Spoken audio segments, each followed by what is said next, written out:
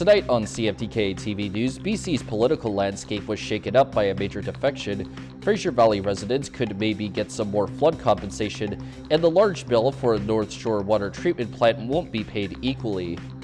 Northwest BC's only television news team. We are CFTK-TV News. Good evening, I'm Cale Maslin. Here's what's making news in the Northwest and beyond for today. Not too long ago, the Terrace RCMP got word of a scam where someone was tricked into paying about $2,000 in Google and Apple gift cards. The scammer in this case first posed as a UPS employee and also later pretended to be a BC Corrections officer and then an RCMP officer to use as an intimidation tactic. The Terrace police are using this case as an opportunity to remind the public what to look out for in scammers. Some signs include being urged to act immediately by an unknown contact, being told you won something but still being asked to pay for it, and being asked for some private information that shouldn't be given out to just anyone. If you happen to be victimized by a scam, you can do things like file a police report or call the Canadian Anti-Fraud Center at 1-888-495-8501. The Terrace RCMP were also recently able to solve the case of a man who had recently gone missing, although not in the manner that anyone was hoping for. A 44-year-old Indigenous man who went by the name of Bruce Woods was reported as missing back on May 30th and was last seen at the Mr. Mike's restaurant in Terrace on May 27th. But not long after his missing status was publicized, Woods was found deceased, and police have said that he could have been trying to make his way to Kitimat before he passed on. No foul play was suspected in his death, and the RCMP won't release any other details. An Indigenous woman whose remains were recently discovered near Dawson Creek is among 4 people to vanish from the community about 400 kilometers northeast of Prince George since March 2023. Dawson Creek RCMP issued a statement recently as well, identifying the remains belonging to Renee Didier, whose family reported her missing in early December of last year. The Mounties say their North District Major Crime Unit is now investigating her death, along with another case of unidentified remains discovered in April. Police say another woman, Darylyn Supernant, was reported missing in March 2023, while a 24-year-old man, Dave Daniel Domingo, disappeared last August, and 24-year-old Cole Hosak was last seen on New Year's Eve. There was another twist recently in BC politics, specifically a defection. BC United MLA Lorne Dirksen is joining the provincial Conservatives. CTV's Abigail Turner explains that the move isn't coincidental just months away from the fall election. Boxes and a coat rack full of clothes set outside a former BC United MLA's office at the legislature. I felt it necessary to do exactly as residents have made it very clear to me to do, and that was move to the Conservative Party. Lorne Dirksen announced his defection Friday afternoon. This is the toughest decision probably I've made in my life. Backed by Conservative leader John Rustad. I'm very pleased that Lorne has made the decision to come over and join our party as part of our grassroots movement. Dirksen was first elected in 2020 in the Caribou-Chilcotin riding and served as the caucus chair for BC United. His crossover increases the Conservative Party's seats to 3, and it's a decision one expert believes is strategic. Am I better off trying to do something with the party that's in second place than if I stick to a party that has had a terrible time since it rebranded, with a leader that is not particularly well liked, and right now tied with the Greens for 3rd place? The latest Angus Reid polling shows the Conservatives are sitting at 30%, pushing the United into 3rd at just 16%. It comes after talks between the two right-of-center parties failed to settle on a deal to avoid split voting, something Dirksen called the last straw. I was very hopeful that we would have seen a deal come together in the last couple of weeks or months, and frankly, it's frustrating to see that that hasn't. And some of that, I was waiting and hoping for. BC United Party leader Kevin Falcon stayed silent following the announcement, his party instead issuing this statement, quote, Lorne's decision was driven by concern over polls and the desire to protect his government-funded pension, and will need to defend that decision at the only poll that actually counts, on Election Day. There's been rampant speculation that other members of BC United are being courted by the BC Conservatives, including Surrey MLA Eleanor Sturco, which means this could be the start of more political shakeups ahead of the fall election. Abigail Turner, CTV News, Vancouver.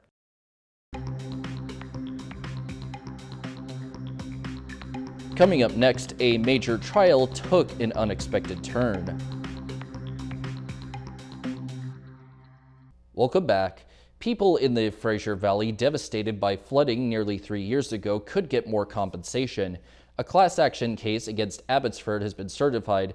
As CTV's Isabella Zavarisi reports, the plaintiffs claim the destruction happened because of what the city failed to do. So right here, there was a house, a mobile home, actually a double-wide mobile home before the flood. Farmer Dave Martins takes stock of what's left in his neighborhood 2.5 years after flooding in the Sumas Prairie. Well, it's been a very daunting task for rebuilding. Martins lost livestock and equipment and still has questions as to what led to the catastrophic floods. Questions he hopes are answered in a class action he's part of.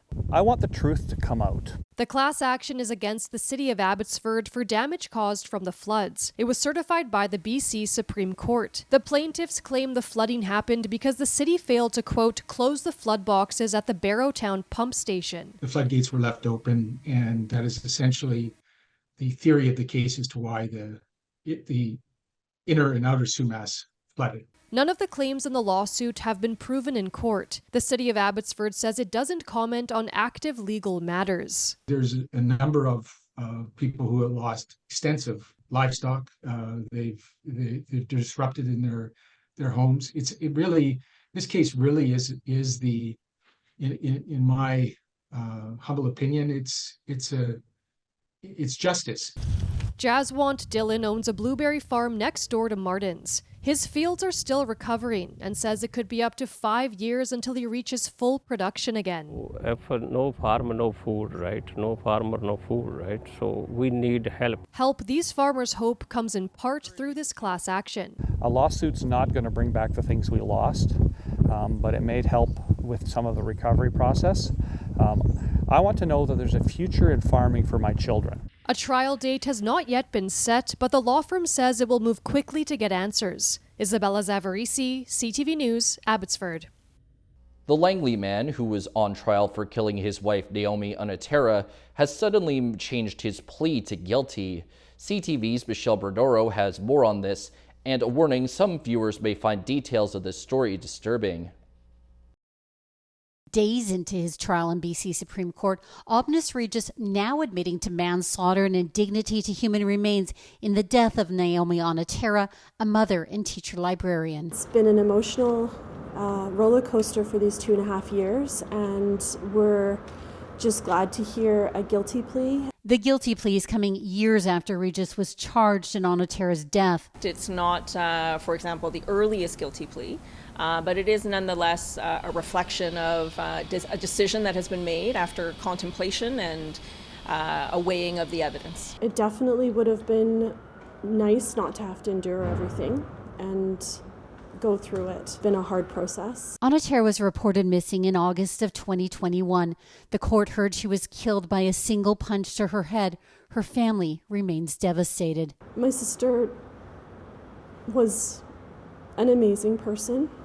She cared about everyone. She loved her friends. She loved her family, and her daughter was her everything. In 2021, the search for Onatera led police to her family home, where forensic investigators seized various items, including a saw which contained human tissue belonging to Onatera. An agreed-upon statement of facts says that Regis had disposed of pieces of his wife's bones in the Fraser River. Regis's lawyer could not speak to his emotional state following the guilty pleas, but said that in interviews with police, there was a great deal of remorse and a great deal of anguish and pain that he himself expresses over what happened. Meanwhile, Onatera's family saying the last years had been difficult. But we've had a lot of love and support from the community, from friends, from family. Family believes there can never be true justice, but they are hoping for a lengthy sentence. The sentencing hearing is set for June 17th to 20th. Michelle Bernoro, CTV News, New Westminster. Taxpayers across Metro Vancouver will be on the hook for cost overruns on a new North Shore wastewater treatment plant, but the burden will not be shared equally. At a contentious Metro Van board meeting, most mayors and councillors chose to protect their own taxpayers, leaving North Shore residents with a hefty bill. CTV's Ben Bilger has more. This is the most serious issue the North Shore has ever faced in its history.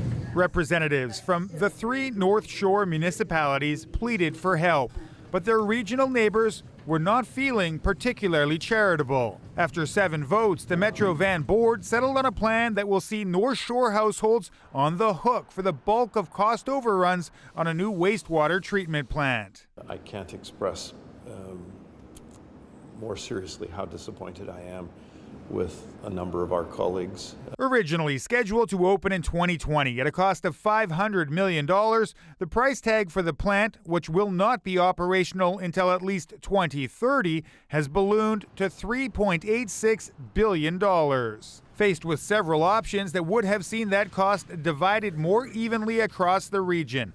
Opposed. Time and again, mayors and councillors rejected them. The option they settled on will cost North Shore households $590 per year for the next 30 years. Households elsewhere in the region will pay $80 to $150 per year. I think it speaks to our structure, and we need to seriously look at how we're going to do things differently moving forward. We are disappointed, but we'll move forward and reflect and then determine next steps in how we can relieve the North Shore taxpayers of this impact. The North Shore municipalities may look to higher levels of government for help paying for the enormous cost overruns, but for now it is homeowners who will get the bill. We have plenty of seniors on fixed incomes, people who simply will not be able to afford the costs that flow from this mistake. A mistake that will take 3 decades to pay for. Ben Bilger, CTV News, Burnaby. Turning to tonight's weather, the North Coast is likely to see periods of rain with their low at 8 degrees. The Terrace-Kitibat area will deal with periods of rain too, but with their low at 7 degrees. And the Bulkley Valley and Lakes District is set to get a chance of showers with a low at 3 degrees. On the North Coast, the next week or so for them will start with rain, get somewhat sunny, then go back to clouds and rain, while the high goes between 9 and 14 degrees. In the Terrace-Kitibat area, the week for them will also begin with mostly rain before getting gradually sunnier, while still keeping some clouds and seeing the high shift from 10 to 21 degrees. And in the Bulkley Valley and Lakes District, the upcoming week will instead have a little rain and mostly consist of mixed sunny and cloudy days, with their high bouncing from 13 to 25 degrees. Checking out the highways now, visit Drive BC for the latest and up-to-date conditions, and as always, drive safe out there. On Highway 16, there is utility work, bridge maintenance, road sweeping, construction work, roadside brushing, and paving operations. Highway 35 has some bridge maintenance. Highway 37 has some pavement patching, road maintenance work, and frost heaves. 37A has pavement patching too, some road maintenance work on the Nishka Highway, and the Telegraph Creek Road has muddy sections and frost heaves. And this is what the roads were looking like this afternoon around the region from the view of the province's highway cams.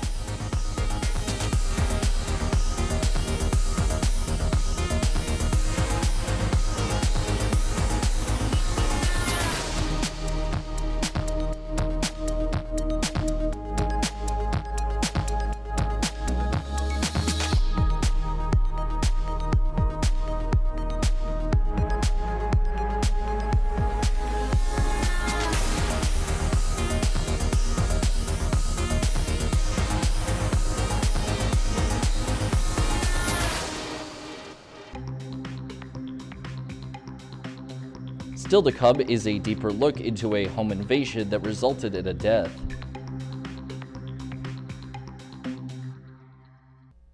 Welcome back. It was a deadly home invasion that shocked a community. A man posing as a police officer to break into an elderly woman's home was sentenced for manslaughter, and there's new video that shows it wasn't the first time the invader was in the victim's home. CTV's Gabriela Panza Beltrandi has the latest, and a warning, the case details are graphic. Court heard how this wasn't the first time Pascal Boutiette had robbed the 78-year-old. Home security footage shows him breaking in 4 days before the fatal assault on Usha Singh. During that break-in, he stole one of her bedside drawers. 4 days later, Boutiette returned with his accomplice. He brought police jackets to get inside without suspicion. The court heard Boutiette knew the senior might be home and came prepared to subdue her with zip ties if necessary. Singh was home. When she discovered she was being robbed, Buttigieg tried to restrain her in a bathroom. He hit her multiple times in the face, neck, and arm. He left her bleeding on the bathroom floor, closed the door, and continued robbing her. She had a number of injuries, including brain bleeds, blood in her ears, some teeth were knocked out, and a neck fracture. The 78-year-old died in hospital days after the attack. The judge heard about Buttigieg's life that included drug use and physical and sexual abuse. He has a lengthy criminal record, including 6 convictions for breaking and entering. He'd been on probation for 2 months when he robbed Singh. Buttigieg spoke to the judge, saying he has nightmares about what happened. He didn't plan to hurt Singh and wishes he could take it back. Both the defense and Crown were asking for 12 years with credit for time served. He's expected to be sentenced on June 12th. Gabriella Panza-Beltrandi, CTV News, Vancouver. Wiring funds using your bank is usually safe and most transactions happen without any problems. But sometimes a wire transfer can be rejected or go missing, and if that happens, getting your money back is not always easy. CTV's Pat Foran has more. I still haven't got it back, and I do not understand why. Adam Skochelos of Mississauga has a business helping people buy vehicles through online auctions. I make wires for vehicles that are purchased on auctions in the States for clients from outside of North America.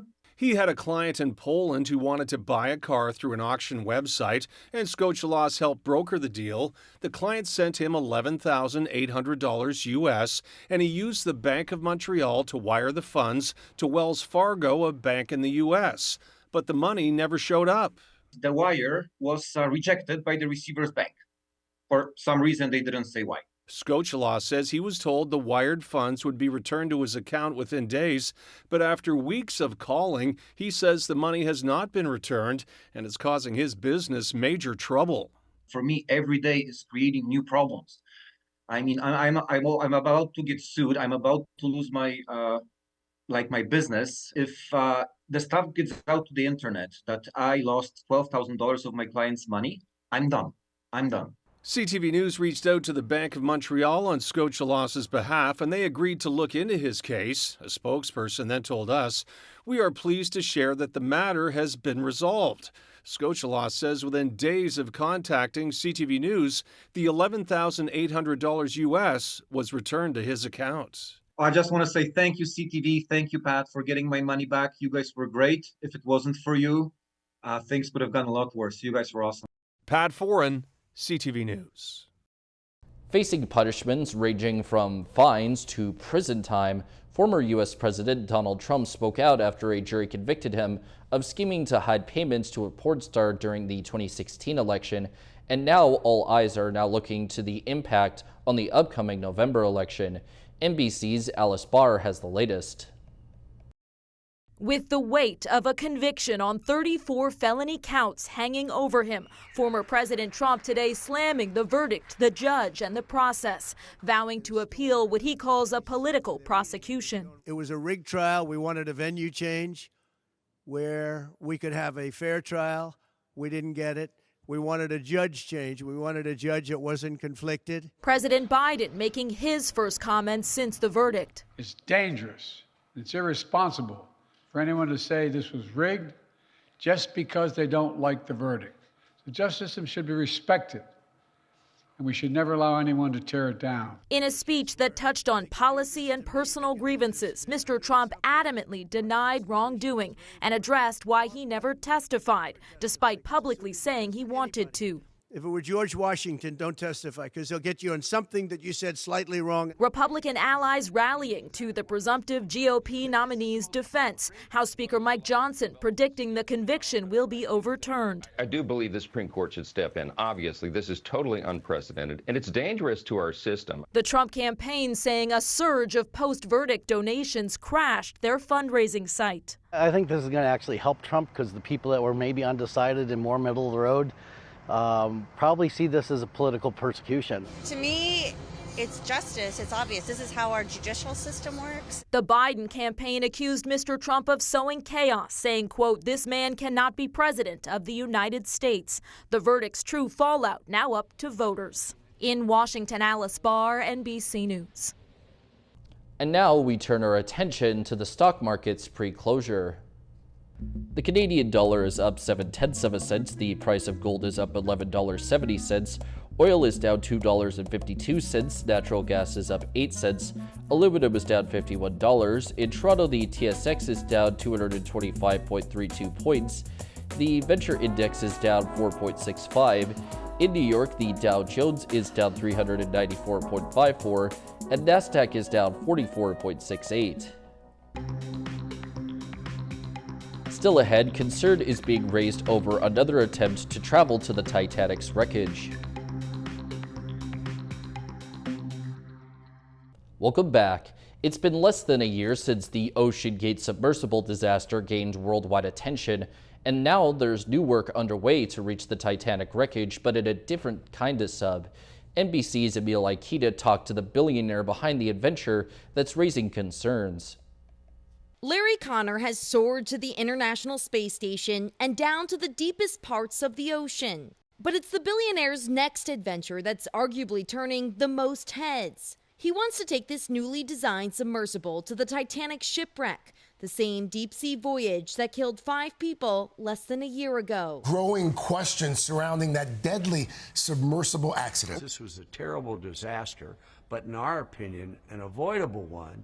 And if done correctly, we can demonstrate worldwide that this type of exploration and submersible is safe. The real estate and tech entrepreneur has partnered with Triton Submarines to build a vessel that will send him and the company's CEO on a research mission to the Titanic.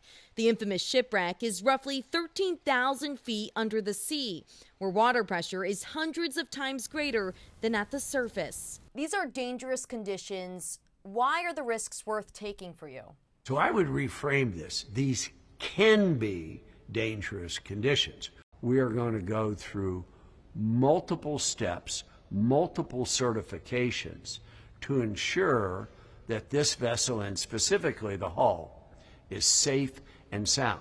The OceanGate submersible imploded last June, instantly killing its CEO and 4 passengers. I've broken some rules to make this. Following the deadly disaster, there was intense criticism over the company's lack of testing and use of experimental materials, especially the submersible's carbon fiber composite hull. OceanGate has since suspended operations.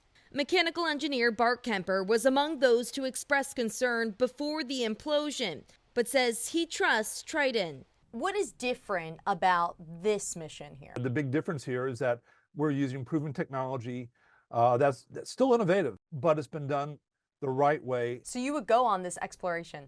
In a heartbeat. Sign me up. Connor reiterating his top priority. If you're asking, are we confident we can do it safely? The answer is yes. BC's Premier David Eby is saying good riddance to notorious serial killer Robert Pickton, who died this past Friday. Eby said in a statement that it was a difficult day for anyone who lost someone they loved because of the convicted killer's cruelty and heinous crimes. Eby next said that the death of the notorious murderer might end up bringing some closure for some people, but could instead potentially reopen old wounds for others. The Quebec Provincial Police and Correctional Service Canada have said in their own statement that Pickton died 12 days after he was the victim of a brutal assault in prison. That's all of our news for now. From everyone at CFTK-TV News, I'm Cale Maslin. Thanks for watching. We'll see you next time.